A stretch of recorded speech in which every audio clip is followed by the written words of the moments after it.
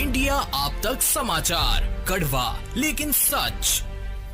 जितकं देखणं तुमचं रूप, जितकं सुंदर तुमचं मन, तितकं सुंदर आमचं मनमोहिनी ब्राइडल कलेक्शन।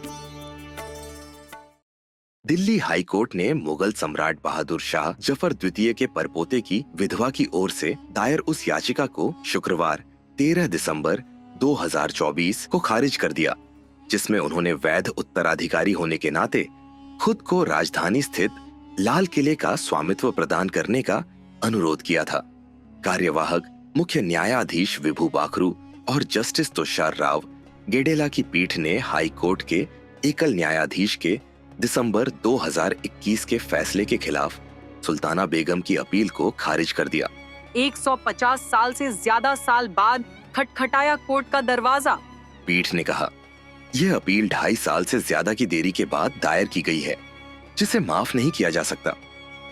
बेगम ने कहा कि वह अपनी खराब स्वास्थ्य स्थिति और अपनी बेटी के निधन के कारण अपील दायर नहीं कर सकी, जिसके बाद पीठ ने कहा, हम उक्त स्पष्टीकरण को अपर्याप्त पाते हैं, यह देखते हुए कि देरी 2.5 साल से अधिक की है। याचिका को भी कई दशकों तक विलंबित रहने के कारण सिंगल बेंच की ओर से खारिज कर दिया गया था। देरी के लिए माफ करने के आवेदन को खारिज किया जाता है, अपील भी खारिज की जाती है। 1857 में संपत्ति से किया था वंचित।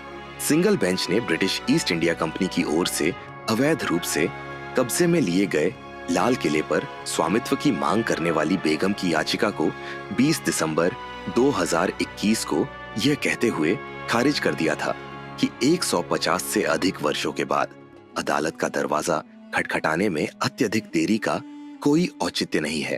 कब्जा सौंपे या मुआवजा दें। अधिवक्ता विवेक मोरे के माध्यम से दायर याचिका में दावा किया गया है कि 1957 में प्रथम स्वतंत्रता संग्राम के बाद अंग्रेजों ने परिवार को उनकी संपत्ति से वंचित कर दिया था और सम्राट को देश से निर्वासित कर दिया गया था। इसके अलावा मुगलों से लाल किले का कब्जा जबरदस्ती छीन लिया गया था।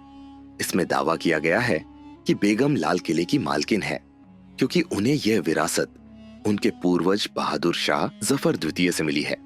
इसमें कहा गया है कि बहादुर शाह जफर द्वितीय का 11 नवंबर 1962 को 62 वर्ष की उम्र में निधन हो गया था और भारत सरकार का उनकी संपत्ति पर अवैध कब्जा है।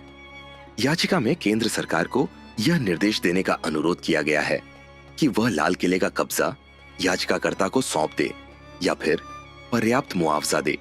इसमें वर्ष 1857 से लेकर अब तक लाल किले पर सरकार के कथित तौर पर अवैध कब्जे के लिए भी मुआवजे की मांग की गई थी। दिल्ली से ब्यूरो न्यूज इंडिया आप तक